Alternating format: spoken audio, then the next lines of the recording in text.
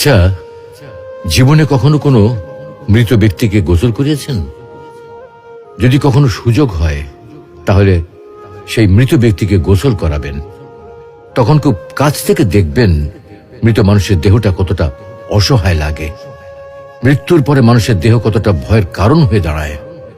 সুযোগ পেলে রাতে লাশটা পাহারা দেবেন, তখন বুঝতে পারবেন প্রিয় মানুষটার লাশ রাতের বেলায় আপনার কাছে কতটা অদ্ভুত লাগে, কতটা ভয়ের কারণ হয়ে ওঠে, কতটা আতঙ্কের কারণ হয়ে যায়। সুযোগ পেলে মৃত ব্যক্তির শরীরে একটু হাত লাগিয়ে কিছুক্ষণ তার স্পর্শ নেবেন।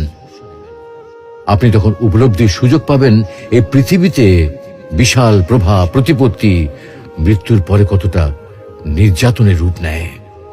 সুযোগ পেলে আপনজনদের লাশ কবরে নামাবেন খুব আগ্রহ নিয়ে। শেষবারের মতো মৃতদেহের মুখটি একবার দেখার চেষ্টা করবেন এবং বারবার উপলব্ধি করার চেষ্টা করবেন এই মৃতদের সাথে অনন্তকালের যাত্রার পথে এটাই আপনার জীবনের শেষ দেখা।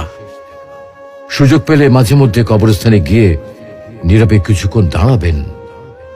এরপর মনে মনে চিন্তা করবেন জীবনের লাভ ক্ষতির হিসাব। এই মৃত মানুষগুলো এই পৃথিবীতে কি করে গেছেন, কাদের রেখে গেছেন। যাদের রেখে গেছেন তারা কি কখনো এই মৃত মানুষগুলোকে স্মরণ করার জন্য কবরস্থানের আশেপাশে একটি বারের জনকে দেখতে আসে? আমাদের জীবনটা বড় অদ্ভুত, বৈচিত্র্যময়।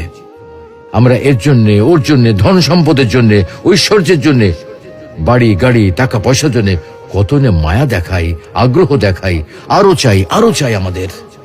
অথচ এই জীবনে আমরা মৃত্যুর কথা না ভেবে, পরকালের জবাবদিহির কথা না ভেবে কিভাবে আরো সম্পদ অর্জন করতে পারি সেই চিন্তায় বিভোর থাকি। হায় রে জীবন, এখনো সময় আছে, ফিরে আসুন মহান রবের দিকে।